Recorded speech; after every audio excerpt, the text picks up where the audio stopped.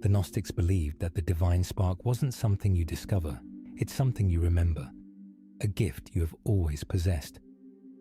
And yet, remembering isn't easy in a world full of noise and distraction. The archons, as the text described them, influence humanity most when we remain disconnected, because as long as you're focused on the outside noise, the endless striving, the fear, the distractions, you won't hear the quiet truth that's been calling you from within. So how did the Gnostics bypass the illusion? How did they truly awaken? They practiced something the Orthodox authorities feared more than anything: direct connection. Unlike rigid dogma and external hierarchies, the Gnostics turned inward. They believed you didn't need priests, temples, or intermediaries to reach the divine. You only needed to remember who you are.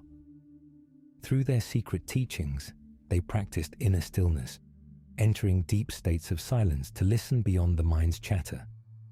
Sacred visualization, imagining streams of light descending from the pleroma into the heart, reconnecting the spark to its source. Invocation, calling on Sophia, divine wisdom, to illuminate the forgotten pathways within consciousness. Dreamwork, decoding messages from the deeper mind, where memory of the spark still lives untouched. These weren't rituals of blind worship. They were technologies of awakening, helping seekers rise above the Archon's control by shifting awareness beyond their reach. And here's the part that shook the foundations of power. The Gnostics taught that salvation doesn't come from outside of you, not from dogma, not from fear, not from external intermediaries. It comes from gnosis, a Greek word meaning direct knowing, a lived, undeniable awareness of your origin beyond this material world. And once you know, you are no longer bound by limitation. This is why these teachings were erased, because a population that recognizes its own divinity rises above the patterns of fear and limitation.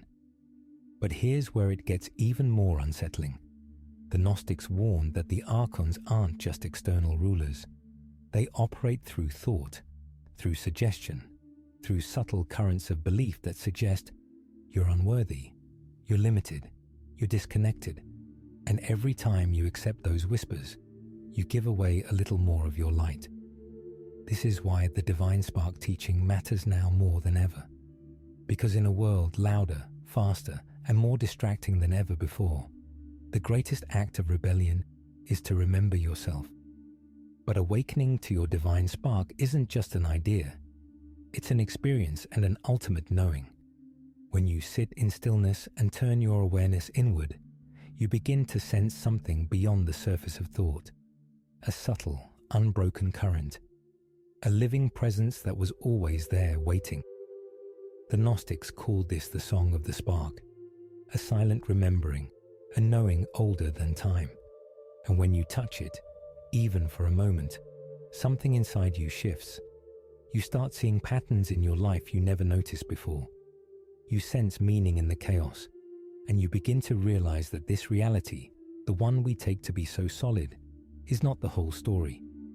This is the wisdom long hidden beneath centuries of silence. But buried seeds don't die. They wait patiently for the right moment to awaken. And that moment is now. As more light floods the planet, as more souls begin to realize there is more to them than they were ever taught, that seed begins to crack open, breaking through the surface.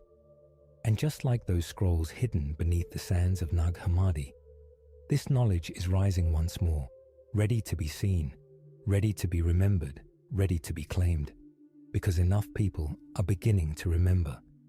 And once you awaken your divine spark, the world will never look the same.